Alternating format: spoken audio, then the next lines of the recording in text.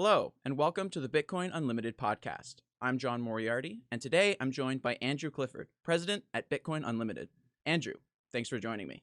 Yeah, and thanks for having me on your podcast. So, while I'd like to also get to Bitcoin Unlimited's plans for the future, I think that this is a pretty good opportunity for our listeners to learn what Bitcoin Unlimited is and what it does, generally speaking. So, first of all, Bitcoin Unlimited maintains a Bitcoin Cash full node client of the same name, doesn't it? That's right. Yes, the Bitcoin Unlimited has been going just over 5 years now. Founded in November 2015, and basically a group of developers who got together on the internet, as we all do, and trying to get scaling to Bitcoin BTC. And we were moderately successful. We actually achieved more than 50% of the Bitcoin hash rate with the miners that supported us. But we ultimately failed, and it was mainly due to the censorship in the community. Our Bitcoin on Reddit and Bitcoin Talk, we really had an uphill struggle trying to get scaling to Bitcoin BTC. So 2 years later, the Bitcoin Cash was launched. We were sort of involved right at the beginning, although it was ABC who were lead implementation. And for the last 3 years, we've been focused on Bitcoin Cash. As you say, delivering a full node product, the best product that we can for the network. Sure. So, could you talk just a little bit more about Bitcoin Unlimited's role early on? Like you mentioned that you reached 50% of the hash power, but what was the context? What was that measuring, and what was the situation around it? Right. The situation with getting to 50%, well, it was a relatively slow increase. There were two other attempts to bring on-chain scaling to Bitcoin BTC. The first one was Bitcoin XT, which was a partnership between Mike Hearn and Gavin Andreessen. And they had an ambitious uplift from 1 megabyte to 20 megabytes back in it was late November 2014, I believe that was launched. And they were quickly censored on our Bitcoin and failed to get a huge amount of traction. But I noticed that there were surveys, in fact I put one on Bitcoin Talk myself around that time, that up to 90% of the community wanted on-chain scaling. And there was a paradigm that that this should be resisted by just a few people, unfortunately quite powerful voices like Peter Todd and Greg Maxwell.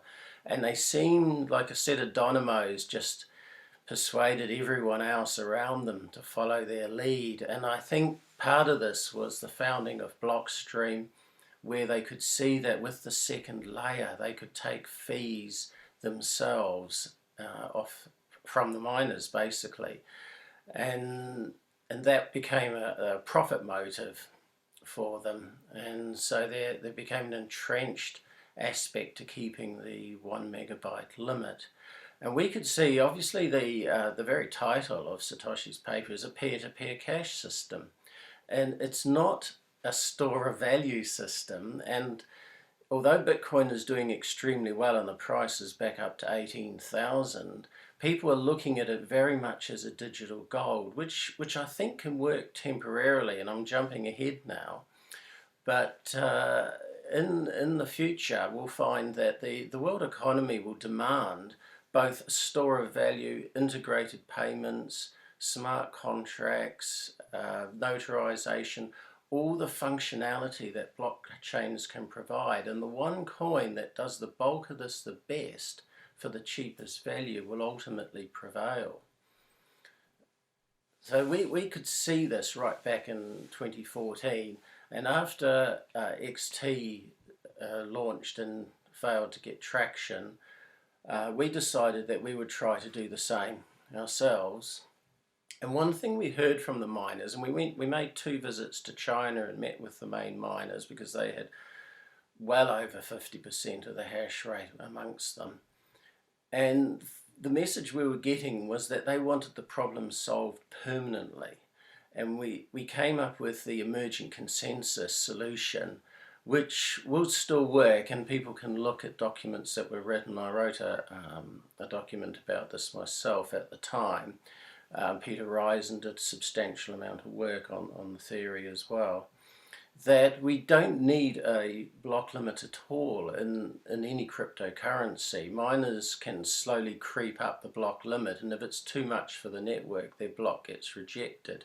So there's a kind of a natural limit that would be accepted by the network, and as more nodes upgraded and increase their max size, then the blocks would organically grow bigger. And the main benefit of this, of course, is keeping a lid on transaction fees. And we've seen the BTC transaction fees go up to $8, $10, $20 a transaction. And this is approaching the kind of cost that you get for wire transfers. If you want to send money from the US to Canada, or Britain to France, you'll have these costs within the wire transfer, which are often around $15. And it's just totally infeasible for peer-to-peer cash. And what's happened with Bitcoin, back in 2013, there was a lot of enthusiasm for actually rolling it out to merchants and getting merchants accepting Bitcoin. And it was getting real traction in the world economy. Just lots of businesses. There were maps of the planet showing all the various companies in dozens of countries that were accepting Bitcoin. And the fees literally killed all that organic growth. And I know that we had a conference in Arnhem. We sponsored the first major scaling conference at Arnhem, where Bitcoin Cash was announced. That was in June 2017. And Arnhem was chosen because there were some Bitcoin enthusiasts there who'd gone around the whole town and signed up dozens of businesses accepting Bitcoin. And it was a real hot spot. There was a hot spot in Berlin as well. And these places have been just totally crushed by the Bitcoin fees. And now it's just all store of value mantra. Now that works in the current world economy where money printing's out of control. But when the world transitions to a cryptocurrency economy, the economy will demand far more. And the first thing is going to be the peer-to-peer payments for ordinary things, ordinary purchases, which Satoshi envisaged, but plus all the advanced features such as smart contracts. Sure. So then we fast forward just a little bit, and we end up at the Bitcoin Cash fork. And you said Bitcoin Cash was announced at this event. So how did Bitcoin Unlimited decide that supporting Bitcoin Cash was the direction to take? Right.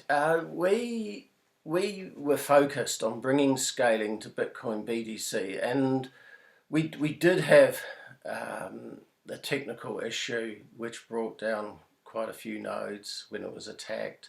So we were taking some punches in this scaling debate, and we started thinking that, especially with the censorship going on, that we would have to launch a spin-off. And again, Peter Risen took the lead on this, and he wrote a BUIP, which is a BU improvement process, BUIP 55, and proposed a spin-off from Bitcoin BTC. And this was picked up by a number of the independent developers. At that time, Maori was on our team, and I brought him into the working group to initiate this project.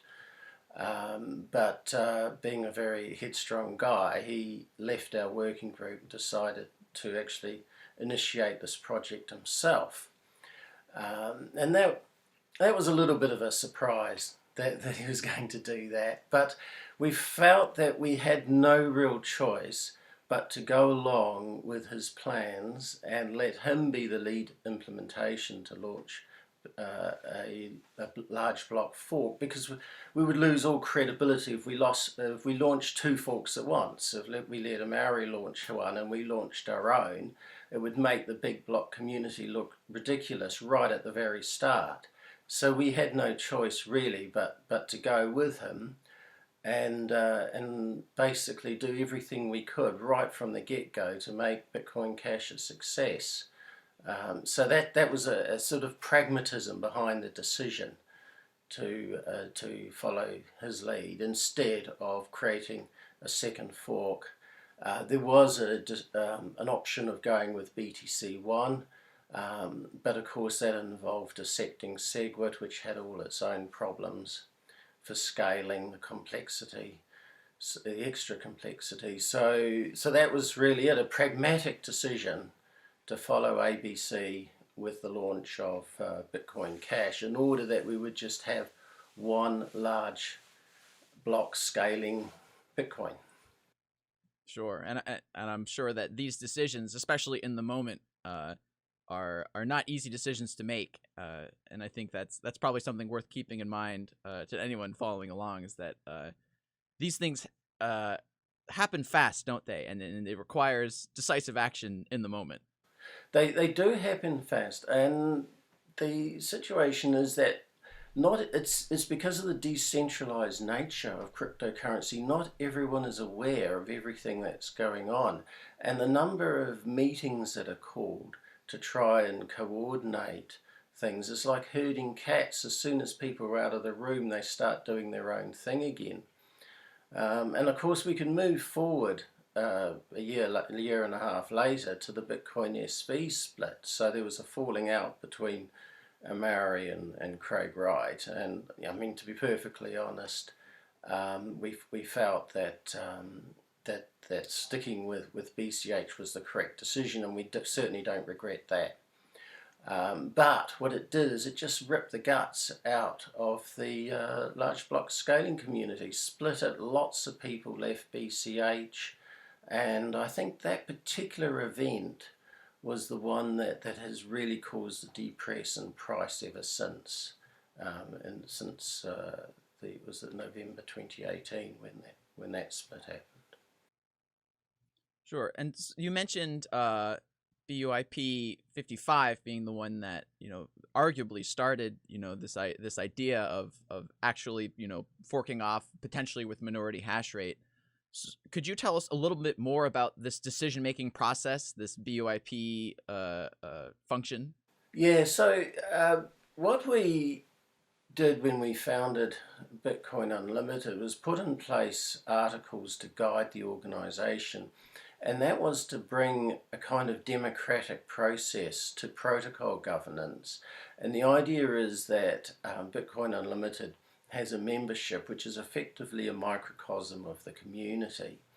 And the idea is that we wouldn't get developers making unilateral decisions which are highly influential on the protocol. And the first unilateral decision was the one by Core to keep the 1 megabyte limit. Now that was against 80 to 90% of the community's perspective on the matter. So with the BUIP, we have about 4 votes a year for Bitcoin Unlimited members, where they can vote on proposals. And if there was a proposal to say that BU had the reference client for BTC, and there was a proposal to keep the 1 MB, then that would have failed.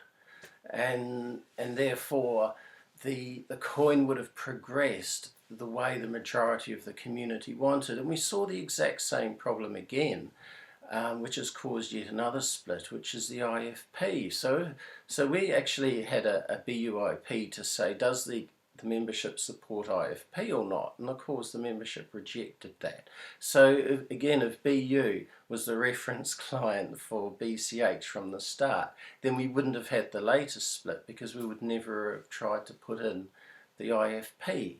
So that's the idea of the democratic governance, is to keep the wacky ideas out of the protocol. Sure. Now, I'm sure there are some people that would argue we'd be better off without any sort of reference implementation. But even if that's the case, I'm guessing you'd still argue that this democratic governance idea is something worth exploring, at least on the per implementation level. Yeah. No, we saw that concern right at the beginning. Our first BU conference was at San Francisco in September 2016. And at that time, there was a presentation done about the idea of multiple implementations, and a graph shown where the risk of having one implementation has a certain level of risk. As soon as you go to 2 or 3, you have an elevated risk, but as soon as you go to 4, 5, 6, the amount of risk decreases dramatically. And I note that Ethereum has certainly had several implementations, and they've benefited from decentralized development overall, although there's no doubt there's been huge amounts of debate, which I haven't kept up with, and things such as whether they go to POS or part POS or whatever, point of proof of stake, has been just taken years to decide upon. But the solution to that is that we could have our democratic governance in BU, but there could be other implementations which just have the typical dictatorial approach, or the benevolent dictators. But because there's 3 or 4 implementations, and if none of them had mining majority and none of them had full node majority, then that particular cryptocurrency is very secure in terms of decentralization. So we wouldn't envisage a major cryptocurrency being led by one team and relying on the democracy in that one team. Sure. And so the risk you were talking about that, maybe increases to 2 and then to 3 but then drops off, is that a very specific, like, is that split risk, or is that something more general? Yes, that's right. So that's the risk of a fork, particularly say an accidental fork, where there's a bug in one of the implementations and not in the others. So if there's 2 implementations and one's got a bug and the other hasn't, then you could theoretically get 2 forks of equal mining power or hash rate, and it would cause quite some financial loss until the fork was resolved and one of them had been rolled back. But with 3 or 4 implementations each having a minimum of mining power, say 20%, then if one of them had a bug, the other 80% are agreeing on what is the correct fork based on the protocol, then all funds are safe, the coin just continues. The people who are on the full node, which type implementation which failed, they could either move across or wait until a hot fix was done on that particular one. And I guess that's not even taking into account the potential for individual participants in the ecosystem, businesses, miners, what have you, running multiple nodes and then checking them against each other, which is also an option, isn't it? It is an option, and I think it wouldn't surprise me if there have been, certainly in BCH, some businesses. In fact, I know that is the case at Townsville. I did hear from one business where they were running a mixture of BU and ABC nodes for redundancy. Sure. So let's talk a little bit more about BUIPs, maybe any that you think the community should know about that have been passed recently. So what decisions has BU recently made? What's going on there? Okay. Well, one of the recent ones is the Coin Party, which Paul Wassensteiner is running, and that is really just to try and get some new developers interested in the coin. And this was announced, and he proposed it, and it was passed 3 months ago. And the idea is to effectively grow the development community outside the main implementations. So it's not expected that these developers will necessarily join BU, but certainly there's a financial incentive for them to actually just dabble in producing some code, obviously for a major coin, which they might not have done without a little bit of incentive. So that's a recent one. There's other recent BUIPs which have been passed. One is for voting on blockchain. So the BU's got a voting system which was written by Many, who was the developer, in fact, who found the core bug, the core inflation bug, a couple of years ago. Very, very good guy. He's kind of left the community at the moment, but he wrote a voting system for us, and we are having a new one written, but we're acting as a pilot for one that might bring better decentralised voting for real world practices such as regional elections and other purposes, and that will be a major addition to BCH once that's live. Well, let's talk about that just a little bit. So, you're saying it'll be potentially applicable to just not just BU votes. Without maybe getting too technical, how does it manage this? Well, it's there is a white paper, but it's still in draft and it's not published yet. And in fact, I'm not an expert myself on the details, but effectively, it's bringing a blockchain security to voting, where the votes are registered on the chain, and there's obviously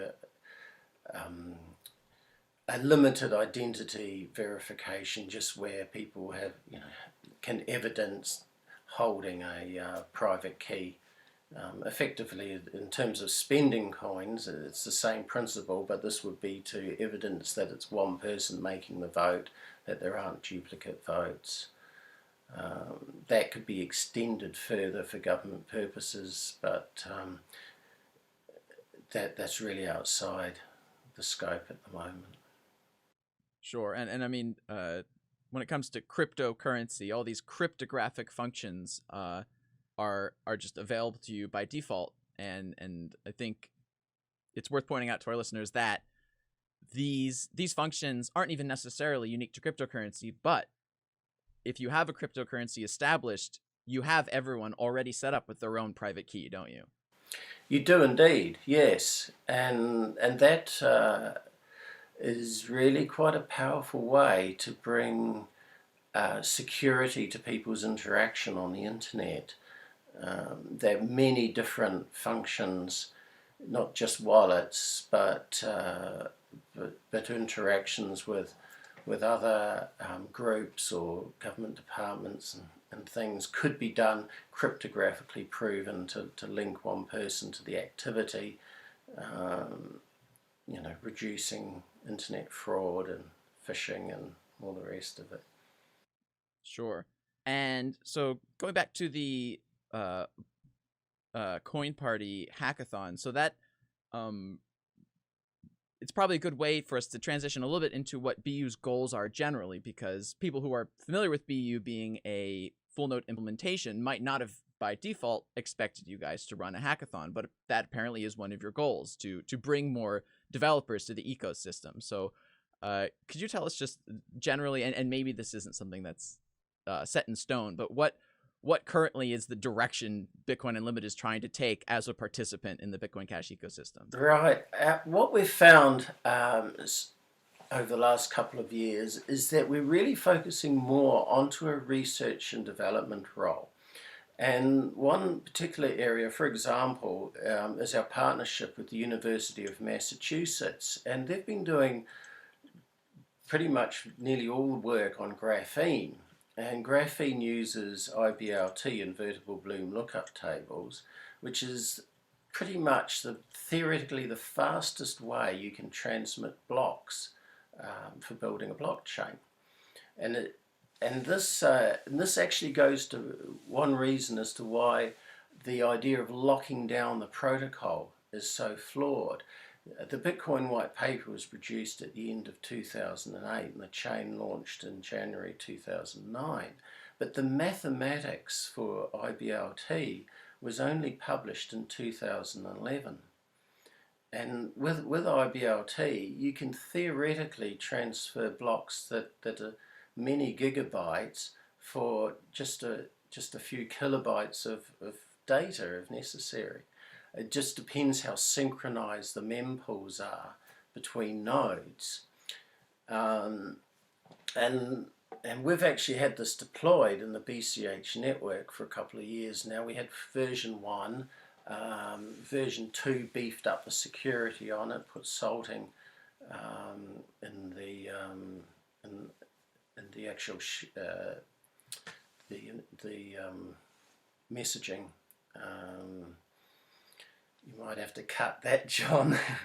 That's all That's all right. right. We can Yeah, yeah. just So you the talk your way through it security, and we'll be fine. yeah, thanks. The security's been much improved in version 2. And there's now another version with another BUIP that was passed was to integrate Bobtail and Storm. Now, Bobtail and Storm are two new approaches. One is to reduce the variation in block frequency. Now, at the moment, when Bitcoin was launched, you could have blocks that are an hour apart, or 2 minutes apart, just depending on the Poisson distribution as to how often they can be found. And in BCH, we've had some very unreliable block times, and obviously the new assert algorithm has massively improved matters. But Bobtail is a way of shortening the tail, shortening the edge cases in terms of the frequency of blocks. And that means that businesses can rely on something more like a 10-minute block. And that is being integrated with effectively a form of wheat blocks where data is shared up front, or partially completed blocks are shared up front between miners to get very rapid block transmission when they're completed. And that concept of weak blocks and the addition to it, Storm, that if my understanding is correct, also will make functions like the Bloom filters that require synced mempools more efficient, won't it? Because it also syncs mempools. Yes, it does. It syncs the mempools. That's right. So as a partially completed block is shared around, then the miners know what everyone else is working on, and that means that the deltas between them are much reduced. So this is underway at the moment, and we're expecting some great things from that.